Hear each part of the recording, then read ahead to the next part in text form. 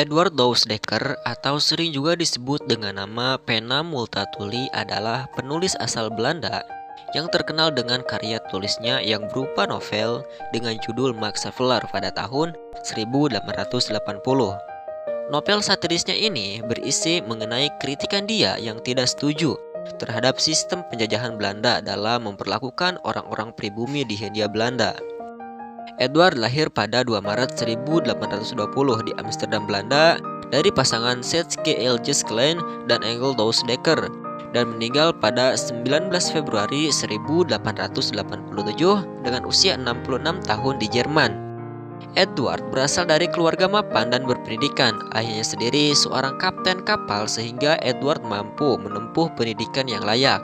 Namun ia merasa bosan dengan dunia persekolahan sehingga prestasi Edward mulai melorot. Hal ini membuat ayahnya langsung mengeluarkannya dari sekolah dan ditempatkan pada sebuah kantor dagang. Edward pernah berhenti dari beberapa pekerjaannya karena tidak sesuai dengannya. Dalam proses karirnya, Edward pernah diangkat menjadi asisten residen Lebak pada Januari 1856. Edward melaksanakan tugasnya dengan cukup baik dan bertanggung jawab. Namun ternyata Edward menemukan sebuah fakta bahwa keadaan di Lebak pada saat itu sangatlah buruk. Edward berpendapat bahwa sistem kerja rodi yang diterapkan pada masa itu telah melampaui batas. Bahkan ada praktik-praktik pemerasan dengan meminta hasil bumi dan peternakan kepada rakyat. Sehingga Edward mengirim surat kepada atasannya dengan isinya penuh emosional atas kejadian-kejadian di wilayahnya. Edward mulai menulis ketika ia sudah pulang ke Eropa. Pada bulan September 1859, ketika istrinya didesak untuk mengajukan cerai, Edward mengurung diri di sebuah kamar hotel di Brussels dan mulai menulis buku Max Havelaar yang kemudian menjadi terkenal.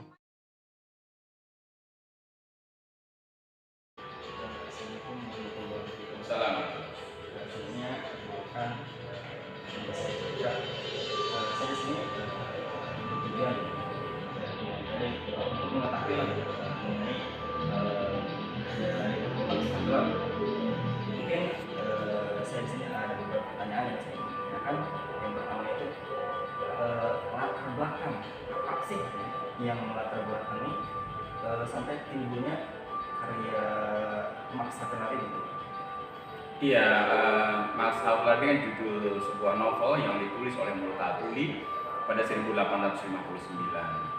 Kalau pertanyaannya apa yang melatar belakangi? Yang melatar belakangi adalah kritik Multatuli terhadap pemerintah kolonial Belanda. Jadi kekecewaan Multatuli dan keinginan Multatuli untuk membongkar borok-borok kolonialisme lewat karya sastra. Karena dia berpikir bahwa dengan roman, dengan sastra, orang bisa membaca tanpa harus terlalu serius. Tapi itu adalah hal yang fakta, yang nyata, yang tidak dibantah.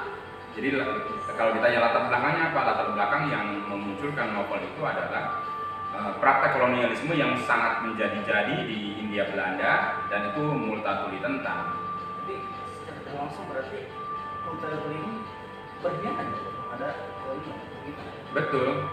Bagi pemerintah kolonial Belanda, bagi orang-orang Belanda, Multatuli ini disebut sebagai orang yang membelot, gitu, yang tidak becus mengelola pemerintahan karena dia pro terhadap rakyat Indonesia, hatinya untuk rakyat Indonesia. Max Havelaar itu kan pasti ada dampaknya, baik itu dari zaman dahulu sampai dengan sekarang. Nah, saya ingin bertanyakan mengenai karya tulis yang berbentuk novel ini, yaitu berbentuk Max Havelaar ini, dampaknya betul terhadap pada zaman sekarang. Iya, kalau ditanya dampak kan jedanya panjang ya. Sekarang udah hampir 170 tahun sejak novel itu hadir 1860. Jadi dampaknya ada dua. Pertama, dampak terhadap masyarakat kita, dan dampak terhadap masyarakat di Belanda sendiri. Dampak terhadap masyarakat di kita adalah menjadi terbuka pikirannya, menjadi sadar bahwa kita itu dijajah. Jadi para pribumi, misalnya Soekarno, Hatta, Sahrir, Tan Malaka, bahkan Kartini, setelah membaca novel itu menjadi sadar bahwa kita harus merdeka, bahwa Indonesia harus terbebas dari kolonialisme. Dan kesadaran itu muncul juga di kalangan para penulis. Jadi tidak hanya di kalangan politisi, kesadaran itu muncul di kalangan para penulis. Di Pramudia Anantatur misalnya membuka kesadaran untuk kita harus merdeka, kita harus terbebas dari penuduk penjajahan.